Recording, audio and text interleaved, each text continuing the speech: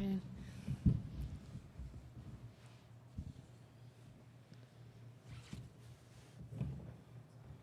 Good morning, ladies. How's it going? Well, how are you? Good.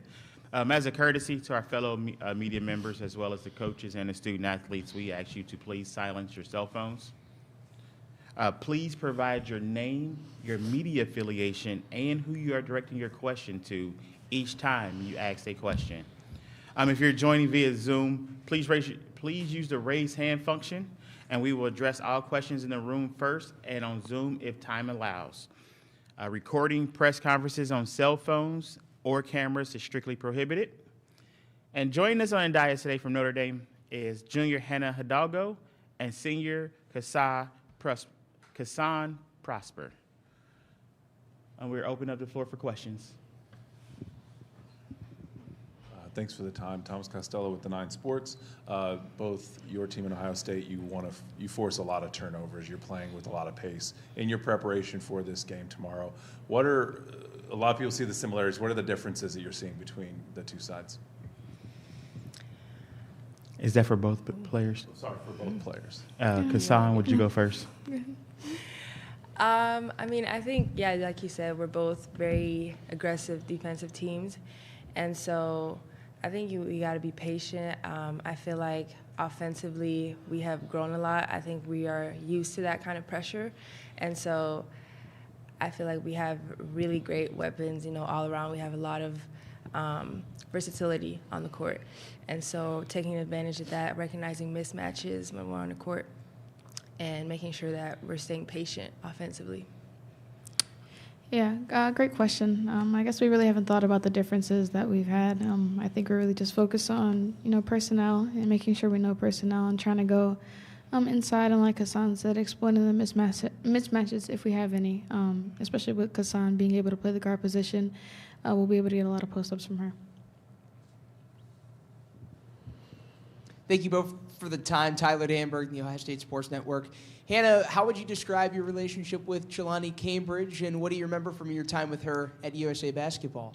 Yeah, me and Lonnie played, against and with each other at USA. A lot of time spent together at trials and things like that. But I think my first early memory with Lonnie is her foot speed, trying to go, toe for toe with her up and down the floor.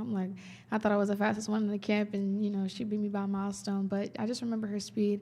She's a great guard, very dynamic guard. She knows how to get her teammates involved, so it'll be a fun game tomorrow.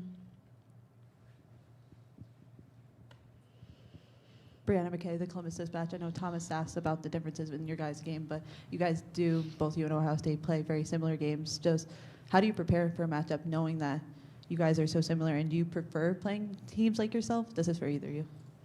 Yeah, I think for one, it'll be important, although we like to play fast, but not being sped up, to be able to play within ourselves and not let Ohio State make us do anything that we don't want to do. Being able to handle their pressure because they press for 40 minutes a game.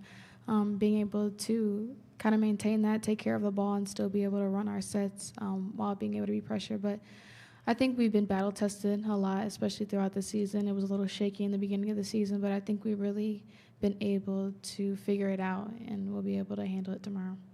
Mm-hmm. I feel like we've gone through a lot of different situations throughout the season, and so I think tomorrow we'll be ready for whatever they throw at us. I feel like even though they are a team that is very similar to us, I think watching film and just making sure that we're exploiting the places where they're not great at. And I know you guys are technically the 6th seed, technically on the board. You guys are the underdogs, but do you feel like you're going in as the underdogs, or do you feel like this is a very evenly matched up game? Yeah, I don't think we're the underdogs. I think we are prepared. I think the growth that we've had this year, I think right now is just about putting it out there on the court. But we feel very confident coming into the game. Yeah, I think we are the underdogs. I think a lot of people have been counting us out, all season. But we've never counted ourselves out, and we've grown a lot. We have a lot of confidence in ourselves. I don't think we have any pressure going into this game. I think it's a lot of pressure hosting and being expected to win. So we're just going to go out, we're going to have fun, and play with confidence like we've been doing this past few months. Ben Hicks, Notre Dame Observer. You both have had quite a bit of success in the second round in your careers here. Ohio State struggled in this round. How much confidence or familiarity going in the second round do you think will help you guys? And then kind of what's the intensity difference as you move on in this tournament? Yeah, I mean, it's a completely different team. We have a completely different group of girls. So a lot of the girls haven't been in this position. And, of course, me and Kassan and KK have been in this position.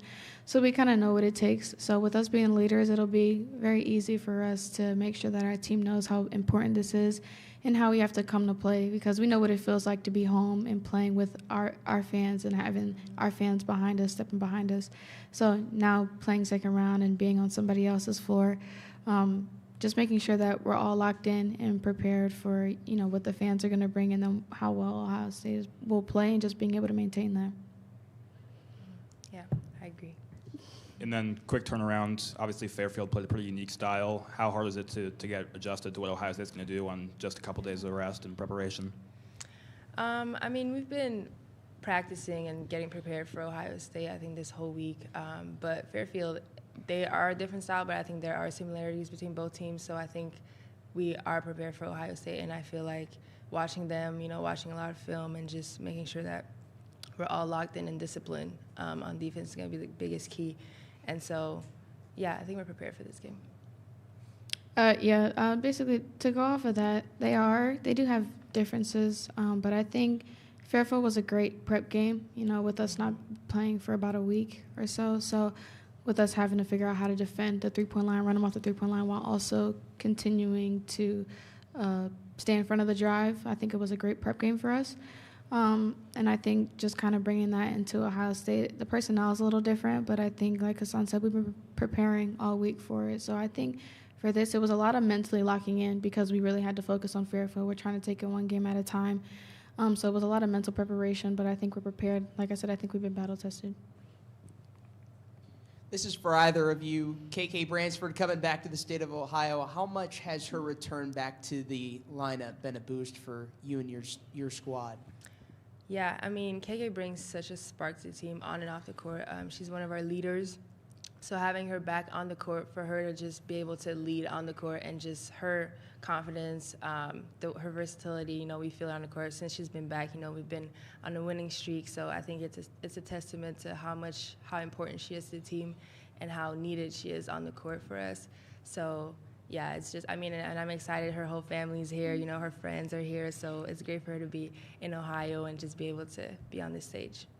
Yeah, and Cass said it all, but KK just brings so much for us on a different level. She knows the system so well, and she brings something that we were lacking when she was out. And so now to finally have her back, you can tell it makes a big difference with how we're playing on the floor. And she brings that spark off the bench that we really need and we didn't have. And for her to be able to do it in her hometown in front of her family, it means so much more to her. And so to be able to go out and win this game, it'll mean a lot for all of us. This is just a reminder. Please say your name, your media affiliation, and who you're directing the questions to every time you ask a question. Thank you. Cameron Teague at The Athletic. Hannah, this is for you. And Ohio State doesn't have a lot of bigs, but Elsa leads the Big Ten in blocks. She kind of sets the tone for them inside. When you're going against a big like that, I don't know if you consciously think how you have to adjust your shot or change your shot or do different things, but just how much does that affect your game when you have a big who can impact things around the rim so much? Yeah, I don't really think it affects my game much at all. I think it's just being smart with when I'm driving, finishing differently, around bigs. I played with the boys growing up. My brother's 6'4". I played with cousins that are 6'4" too, so I played with people that are a lot bigger than I am, and I had to figure out how to score over them. So it'll probably just be a lot more mid-range, a lot more floaters instead of getting all the way to the basket. So I think that's the only thing I'll change, nothing much. Brianna McKay, Columbus Dispatch. Hannah, I know you've been asked a lot about Jelani, but Kennedy, her sister, has kind of a similar defensive style as you. How much have you just looked at her game and are preparing to go up against her defense? Yeah, Kennedy, she's definitely one of the X factors, and she brings a lot for their team. And we just watched and talked about, how tenacious she is on the ball. But it's fun. And again, playing in the ACC, we've been through this, and I feel like we've been through a lot of different defensive schemes, whether that's double teaming or, just heavy shifts or heavy ball pressure. We've been through that a lot this season. So I think it'll be fun going up against different competition. We haven't seen Kennedy yet, and so it'll be exciting to kind of go up against our defense. Any more questions?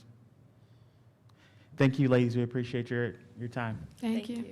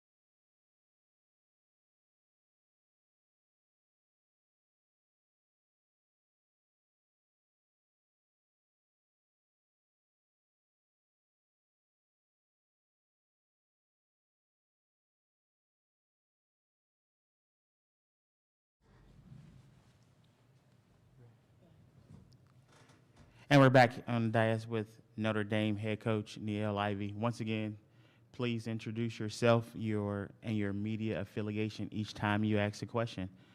Do you have any opening comments? No, I'm just excited to get to the second round game. I'm really proud of my team. I'm really proud of our performance yesterday and looking forward to this matchup.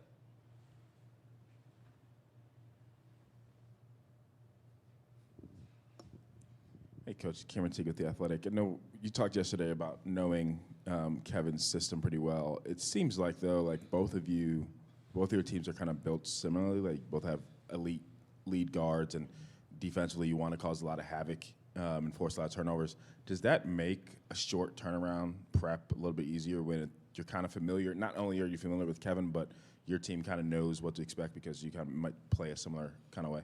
Absolutely. Again, like you mentioned, being familiar with his system and watching Jelani. I mean, I've watched it for the last couple of years. Watched it with USA Basketball. I support Kevin, so I'm always following them and following his career. So I'm very aware of what they do. It's obviously different when we're playing them live and you're seeing them in person. And he runs a great system, but. We run very similar action, like you mentioned, a lot of 5-out, some dynamic guard play. So very, very similar in a lot of aspects, the way they shoot the ball. They have great guards, but they also have good inside game. So, we know each other very well. Yeah, kind of building off of that, can you just take us through your relationship with the McGuff family? I mean, just the closeness is pretty remarkable to get ready to play in an NCAA tournament game together. Yeah, Kevin was the wing position coach when I was a player, so I've known him for so long, the recruiting process. Also, Tish graduated from Notre Dame. She's one of my best friends. We talk almost every day. I'm godmother to her second youngest, Lily, and again, just an incredible family. The Notre Dame family network dynamic has been strong since I was in college. Since '96 is when I met both Tish and Kevin. They obviously ended up getting married, and I spent a lot of summers here with my son when he was growing up. So very family. We have a very nice, close-knit family dynamic. Brianna McKay, the Columbus Dispatch. Cameron touched on how similar your program and Kevin's program is. How much do you kind of credit both coming from the Muffin McGraw coaching tree and the kind of style that you both have? Yeah, absolutely. Coach McGraw has produced a lot of incredible coaches, and I absolutely credit Coach McGraw, us being part of that same system. The values that she created, the way that we coach, the way that we mentor is very similar. The way that our coaching style is very similar. And then I also will say that even with the 5-out, I feel like college basketball has kind of morphed into a little bit more 5-out, a little bit more WNBA, NBA action, and you could tell by the tendencies that we both run. But again, just having that foundation with Notre Dame family, like you mentioned, Muffet, that network is the reason why we're very, very similar. Thanks for the time, Coach. Thomas Yes. Costello with the 9 Sports. We talk a lot about similarities, but what are the key differences you're seeing with the two styles between yourselves and Ohio State? They don't go too deep in their rotation as far as his bench is very similar. I mean, we both probably I go about 7 deep. He goes 7, maybe 8 deep. So I think that's similar. Everybody's different. Jelani's different. I mean, she's fast. Jelani and Hannah's going to be a great matchup, but they both do things that are different. But again, they have great inside presence. They have great shooters. I would say the difference is they press for 40 minutes, and so that's something that we're preparing for. We pick up, sometimes man-to-man full court, but they press for 40 minutes. That's something they're trying to turn you over. They have great offensive efficiency, but also defensively, I think is where their bread and butter in their full court press. I think that's different, and I think both programs are going to adjust to the things that we both feel that we do well in our identities. Tyler Danberg, the Ohio State Sports Network from Learfield. Thanks for the time, Coach. Absolutely. Really appreciate it. You spent time also under Kevin's staff at Xavier from 05 to 07. How did that time in Cincinnati kind of lay the foundation for what would turn into be a great coaching career for you? Yeah, thank you. I'm really grateful for Coach McGraw, and I'm really grateful for Kevin for both of them giving me an opportunity. When I was with Xavier, I was an intern, and so I was still playing in the WNBA. I unfortunately had a 3rd knee surgery. So at that time, I was like, okay, I think I need to transition and maybe do something differently besides playing. And Kevin gave me that opportunity. He brought me on staff. I learned a lot, and that's where that love started to come from. Being a part of his program, being around the players, that's where I kind of developed that itch to be able to want to coach. Because at intern, there's certain things that you're not allowed to do. So that's where I think I got that passion for becoming a coach, being a part of that program, wanting to be a part of basketball in some aspect. I knew that was something that I was really good at, building relationships, and so that's where it started for me. And then, then Coach McGraw gave me my first opportunity as assistant coach. So I always credit Kevin and Coach McGraw for giving me that opportunity. When you get into coaching, it's getting a chance because I was green, I had no experience. So they both gave me, my my first opportunity, and Kevin definitely opened my eyes to the possibility of being a coach. So that was an incredible time. Back then, like I said, my son was young. He was probably like 2-3 years old. They kind of took me in as family. You all were together in 01. How often does the 01 team leak into your messaging to your team this time of year? Yeah, I mean, just knowing that in March anything can happen, and those experiences I try to share with the team. You have to survive in advance, but it's one game at a time. Anything is possible if you believe, and that's how we were that year. Coming into every game, just having that trust in each other and having that belief that anything is possible, and that's kind of the message I send to this group. Kyle Smedley with the South Bend Tribune. We caught up with KK in the locker room for a little bit, and you've talked a lot about how this team has rallied around her since she came back in February. But I wanted to talk about just how she's playing in her home state. I know she's from Cincinnati, but just about an hour and a half away. Right. You were talking about a little bit there, just your relationship with Ohio State and just the importance of family, whether it's against Ohio State and also in-house, though. Right. What is that family atmosphere like with this team, especially when you maybe see a player like KK, all her family travels for these games, and they're especially going to be here against Ohio State? Yeah, I mean, I think that's the beauty of basketball, that you get a chance to share your journey with your family, and for her to be back in her home state, I think that's amazing. Being here in Columbus, we had an opportunity for our fans to travel, the connectivity, even with my relationship with the McGuffs. I think that's all a part of basketball. That it's kind of bigger than basketball at times. But yeah, I'm happy for KK that she gets a chance to be able to be in front of her family, can travel. There's something for me as a coach, I'm always trying to schedule so my players have an opportunity at some point in their 4-year career that they can play in front of their families, and so that she gets that opportunity, I think is awesome. And again, like you mentioned, like she's a big piece of our success the last several weeks, and I credit the value that she brings to our group, and we're definitely a different team with her. When there's a game like this where, whether it's, again, KK's got family in the stands, Yes. you've got a connection against the opposing head coach, and Yes. there are other games where there's connections like that. How do you kind of maybe balance being reflective and obviously your friends are even closer off the court, Yeah. while also being competitive, and when the ball tips off, it's go time, and those relationships are out the window? Oh yeah, I'm not friends with him tomorrow, so he knows that. And the same way for him, it's a business trip, and we've played against Ohio State as an assistant coach in the I think it was the Big Ten. It was a challenge that we had, and then they came to South Bend, but also we played them in the Sweet 16 a couple years ago with Enrique and Jackie Young, those players. So we've gone against each other a couple times. I was an assistant coach then, but I think both, this is a business.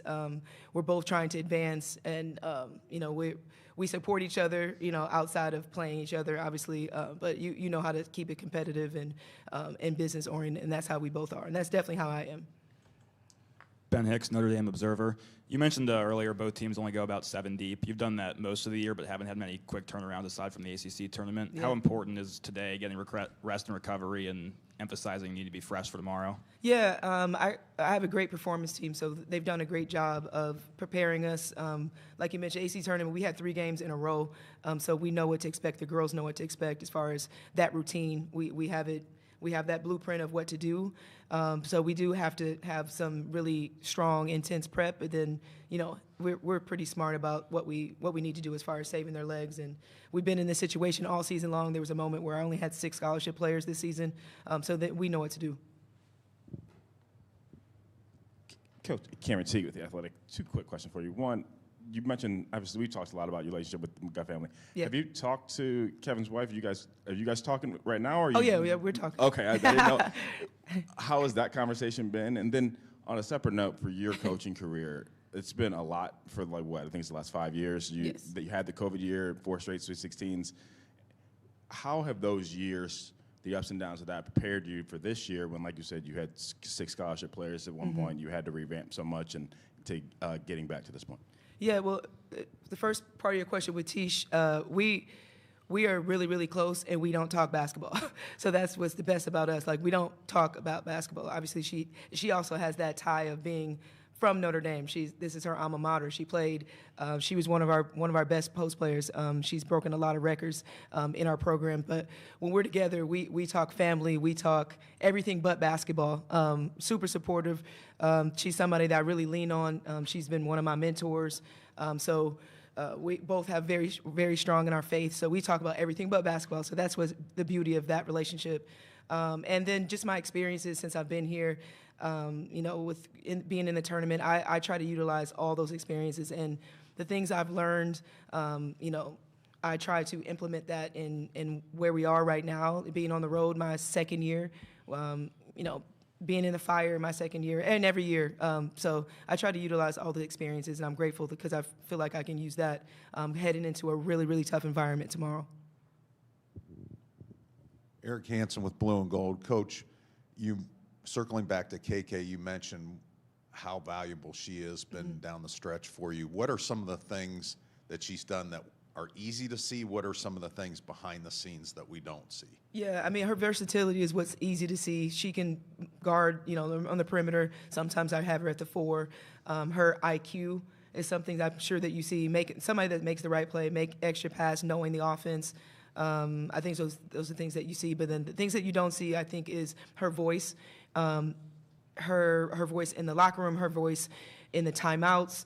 She's kind of an extension of me. She's really, really smart. So she's helping a lot. And when she's on the court, being that glue player to help with the offense, letting them know what we need to defensively. She knows my system probably the most out of anyone because she's been here the longest. So she does a lot of things intangibly of communicating with the team and help them in small situations of how to defend things and where to be in the offense. So those are the things that you might not see. But again, like her versatility has really helped us, and her presence, her rebounding, some things that have really helped us, and again, being able to defend inside or on the perimeter.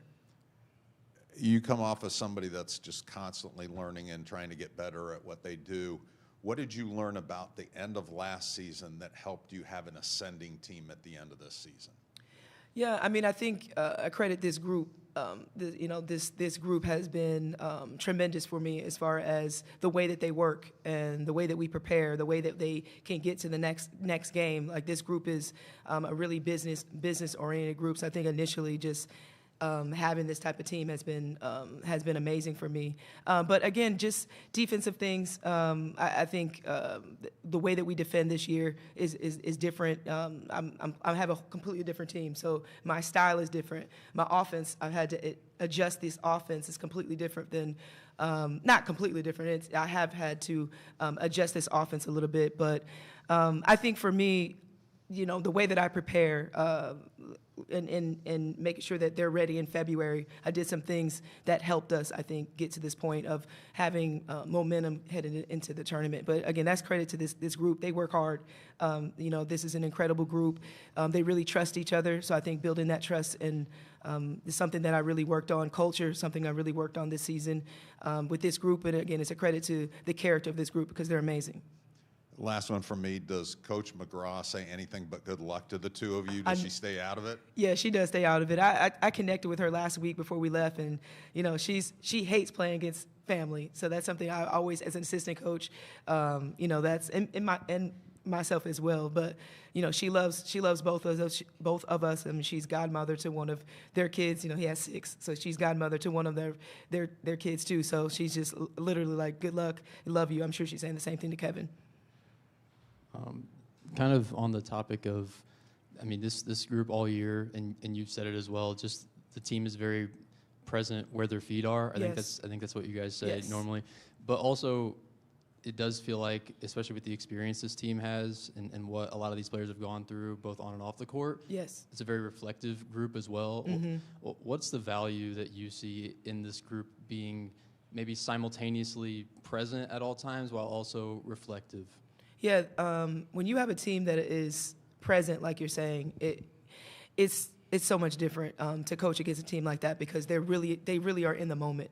They relish every moment. They relish every practice, every shoot around. They're very business oriented. They're very focused. Everyone has that determination and passion and love, love for each other, but just passion to get better, passion to be better for the team. And I have a lot of players that are doing whatever it takes to help us win. Yesterday, we had foul trouble. I got cast at the 5, and this group's going to run through a wall for me because they just want to win. They want to do whatever they can to help us win. So when you have a team that's determined, unselfish, and has that energy and passion of really relishing the moment is the reason why, we've been peaking at the right time. Any more questions? Do we have questions from Zoom?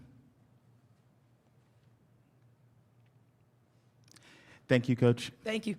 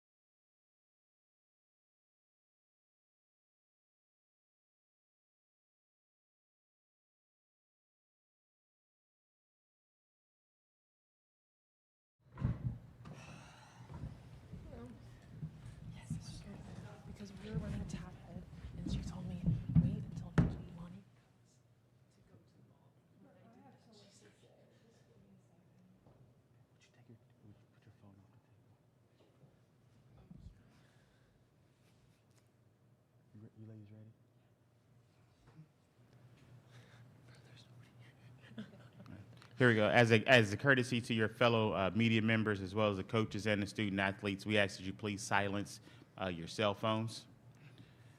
Please provide your name, your media affiliation, and who you are directing your questions to each time you ask a question during this press conference. And if you're joining via Zoom, please use the raise hand function for questions. We will address your questions in the room first and then get to Zoom if time follows. Recording press conferences on cell phones or cameras is strictly prohibited. On the dais today from The Ohio State, we have redshirt freshman Kylie Kitts and sophomore Elsa Lemila. Ben Hicks, Notre Dame Observer. Notre Dame isn't as deep in the front court as you are. What's kind of the emphasis to maybe control the rebounding battle or get the ball inside? Has that been emphasized in your preparation for tomorrow? We haven't maybe emphasized anything specifically. We're still looking to just play how we normally play, and that is how we normally play, is emphasis on the front court. So we're just gonna try to play how we normally do. And then obviously Hannah's can be a pest defensively. How do you handle that? Obviously she'll probably be more on the perimeter, but anything just different in preparing for her in particular? We've played against a lot of good defensive players before. The Big Ten is a very good defensive league, and we're just trying to reciprocate. We're also known for our defense, Ohio State, so we're just going to reciprocate and slow down and deal with it. And then for both of you, fell short of the Sweet 16 last year here at Ohio State. Being back in this round, being at home again against Notre Dame, a team who's been in the Sweet 16 4 straight years. How does the intensity kind of ratchet up as you get deeper in this tournament? Well, Kylie wasn't here last year, so I'll take this one. But yeah, it was obviously a very disappointing loss last year, and I can say that we have kind of a different team this year, and we have a much different team than 2 years ago. So we're just trying to look to play how we normally play, and I know that if we play well and how we want to play, then we will definitely be able to make it.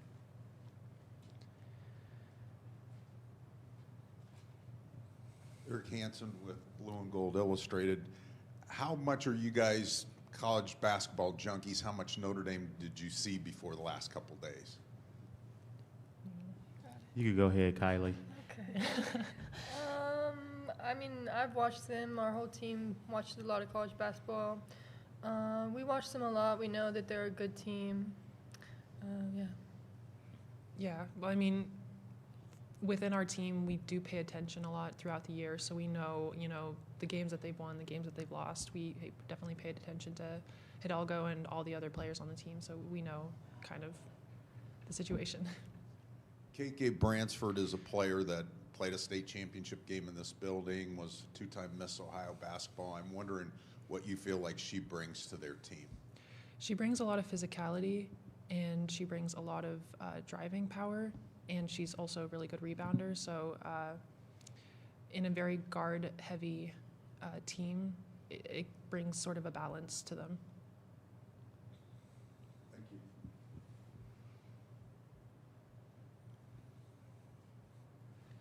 Any other questions for the student athletes in the room?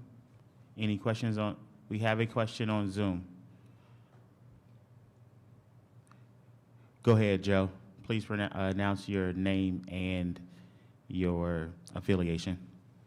Joe Reedy, Associated Press. For both players, you guys, Kevin talked about it yesterday, you guys had a nice stretch there in the first half with the press and everything going, and then kind of the second half kind of struggled and lost it a little bit there. Has that been the focus last night and today, that playing maybe a more consistent 40 minutes? Yeah, we definitely relaxed a little bit in the second half yesterday, which is what we were instructed not to, and we tried not to, but things happen. But yeah, we're definitely, every game we're looking to play more closer and closer to a complete 40 minutes of how we want to play. And of course, yesterday maybe we didn't do that, but tomorrow we will definitely be looking for closer to 40 minutes. Kylie. I just feel like we slipped up a little bit at the end, which, like she said, we weren't necessarily supposed to. But we just need to work on playing 5 minutes at a time, like McGuff preaches every day in practice. Joe, do you have any more questions? And then just also too, you think the 4 o'clock tip-off start will be better tomorrow, since yesterday it was an 11:30 tip after being off for 2 weeks? Yeah, I think 11:30 is the earliest we've played all season, and nobody was really prepared for that. And tomorrow we'll get to have a shoot around before the game, so I think that'll help us a lot. I think just a little bit more sleep and definitely a shoot around is definitely going to help us a lot more than the 11:30 game. Any more questions, Joe? All set, thanks. Ladies, thank you for coming. Thank you.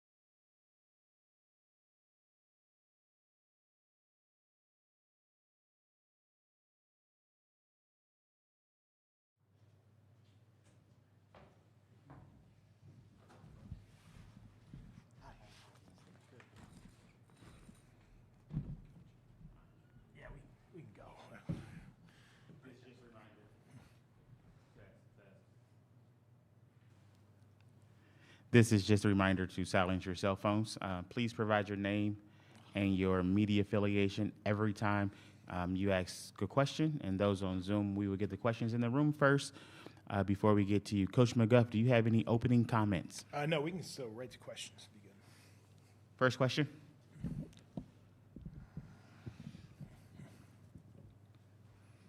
Ben Hicks, Notre Dame Observer. Coach, going back to your time at Notre Dame, wondering what you remember about Niele as a player, and then maybe how that identity comes out in her teams today. Yeah, obviously Niele was a great player, and it was, a privilege and honor to be on that staff to coach her. And one of the things I think that really sticks out is one of the reasons she's been such an effective head coach so far is when I look back at her as a player and when we won a national championship, she was certainly one of the leaders of the team. And the thing that made her such an effective leader was her ability to connect with everybody on the team. And I think I see that in her as a head coach, the way she connects with young people in recruiting, the way she connects with the young people in her program. And it's really cool to see. And I think that's something that has put her in this position to be successful and will continue to do so. And then she got her career coaching started under you at Xavier about 20 years ago. She mentioned when she was here a lot that she learned from you. Wondering maybe something you learned from her throughout, maybe when she was with you at Xavier? Yeah, I think, what she just very early on, you could tell just with her ability to connect with people in recruiting. And, when we would have kids on campus and, she would be able to, whatever they want to talk about, she would be able to, carry that conversation. And as a head coach, she could put me in position to things that she could very quickly find out what was important to a young person or her parents or her family. And that's invaluable, really, because that's really what recruiting's about. And you could tell right away, like she could do that. And then she also was really, really good at if I needed a message delivered to our players, she could do that in a way that they were going to hear it and execute it. And so once again, I just think it comes back to she has a really unique ability to connect with people. And really, we're in a people business, and that's why she's been so successful. Eric Hansen, Blue and Gold Illustrated. Good to see you, Coach. Yes, Eric. I wondered, both of you came out of the Muffet-McGraw coaching tree. What still influences you from that experience? Yeah, people ask me that a lot about working with Muffet. And first of all, I had an amazing experience, both personally and professionally. I met Letitia, my wife, there. We coached together under Muffet. And so personally, it was amazing. Professionally, I really grew as a young coach, and it put me in position to get a head coaching job and, more importantly, be prepared. And I think the biggest thing is that on the outside, people see coaches coaching, they see the X's and the O's, and they see all that type of stuff. But what I would tell you is the most successful coaches are people that run great programs. And I think that's what I learned most from Muffet, the organization, the attention to detail, the way she treated people. I just feel like she ran as good a program as anybody in the country when she was the head coach at Notre Dame. And then through that process of running a great program led to amazing results. So that's really what I've tried to do at any of my head coaching jobs. And so much of that was, Muffet's influence. If my memory serves me correctly, you were really still in very good basketball shape when you were an assistant there. Yeah. And I'm wondering, did you have occasion either inside of practice or outside of practice to guard Niele? Did you guys ever go against I played in practice all the time. We played all the time, and so I loved it too. And I was still young enough and in good enough shape, to your point, that I could do that back then. And so, but they usually had me down guarding Ruth Riley, so we didn't have any big people to guard Ruth. So other people were guarding Niele, but I was down there trying to fight with Ruth around the basket. Niele mentioned how close Letitia and her are and were, and they've also been talking. Have you been monitoring Letitia's conversations? No. I let them do their thing. And obviously, hey, we love Niele, and we're both competitive people and who take very seriously the job that we have. And we're both going to show up tomorrow and put our best foot forward and try to win the game. And, after that, we'll get back to the relationship that we have. But, I know that she'll have her team really prepared, and they're going to play extremely hard, and we're going to do the same thing. And it's going to be unfortunate because one of us isn't going to win. We know that. And but we'll move. Once we get past the game, we'll be back to kind of the relationship that it is. But we're both going to show up and put our best foot forward and try to win for sure. Tyler Daneberg, the Ohio State Sports Network. Kevin, looking at this game, how similar, how different is a Niele Ivey-led team stylistically compared to a Muffet McGraw-led team? I think there's a lot of similarities. Both teams really emphasize defense, and I think this team that Niele has, they play man. They played all man yesterday versus Fairfield, and I think that was the appropriate game plan. They'll also mix in some zone, and Muffet's done that over the years. They both run really efficient offense, and Muffet had great guards over the years, from Skylar to Enrique, and now they have Hannah, and so they both use those particular players in similar ways. So you see a lot of similarities. Looking at Hannah Hidalgo, approaching her defensively, you've got a couple different options. Ava Watson has taken on some of the best point guards in the country defensively this year. Jelani Cambridge, obviously, her matchup with Hannah is going to be pivotal. And then Kennedy Cambridge, second in the country in steals to Hannah. How do you look to approach Hannah Hidalgo defensively? Well, I think in general, Hannah, you're not going to necessarily stop her, but can we slow her down? Can we make her really work for the shots that she gets? I think that'll be the key. And it's not like we're going to shut her out, but we don't want to give her anything easy. We want to make her work for the shots that she does get, and hopefully through that kind of we can have some effectiveness. But she's a terrific player, as good a guard as there is in the country. Cameron Teague with The Athletic. Kevin, you mentioned you were practicing with Notre Dame when you were assistant there. You mean you don't run the press now with your I team? don't. I do not. No. I don't get anywhere near that. I'm curious, you talk about how young your group is and how in the offseason maybe you were just kind of finding what you could do and going week by week. This team, though, doesn't seem all year, they haven't seemed to be kind of scared of the light, scared of any opponent. Do you think this team knows or really realizes how young they are, or do they just kind of I don't think so. We started the year and with a lot of newcomers and a lot of unknowns, and we've gotten a lot better. And I think Notre Dame has too. If you look at the way they're playing now versus the beginning of the year, I think both teams have improved significantly. And Notre Dame's best basketball has been the last 4 or 5 weeks, and arguably ours has been too.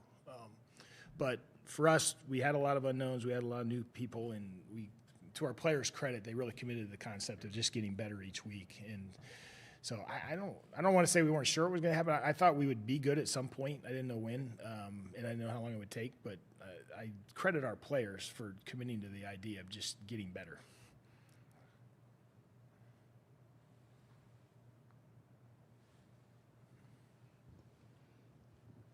Kevin, you mentioned that they were an ascending team at the end of the year, and one of the things that I think helped them was KK Bransford coming back from injury. I think they're 17-4 with her, 6-6 without her.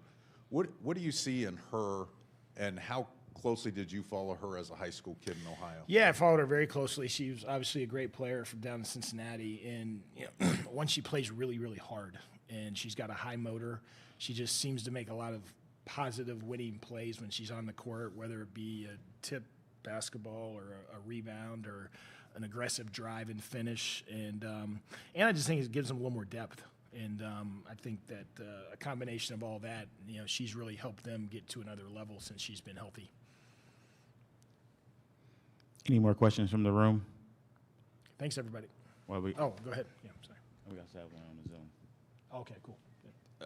Coach, you mentioned going with Hannah offensively. How about Hannah on the defensive end? Leads country in steals. How do you prepare for that? Yeah, it's hard. I mean, she's obviously a great player. She's got great instincts and very, very quick hands. And I think that the thing, too, that she's won them a lot of games because her steals tend to be like live ball turnovers in the open court that end up in uncontested layups, which are about 100% shots. So, just if she gets X number of those, they're hard to beat because that's X number of points that they don't even have to, aren't contested, And so I think our ability to just be aware of that, it's like a fine line of not overdoing it where we take ourselves way out of everything we want to do. At the same time, we have to be very aware of where she is and how she's playing because those plays can really affect the game. I mean, like Louisville, in the Louisville game. It's like a 1-point game, and she wins the game on a steal at midcourt. And so she can win the game for them like that. And so we just have to be very aware of where she is. At the same time, we want to make sure we play our game.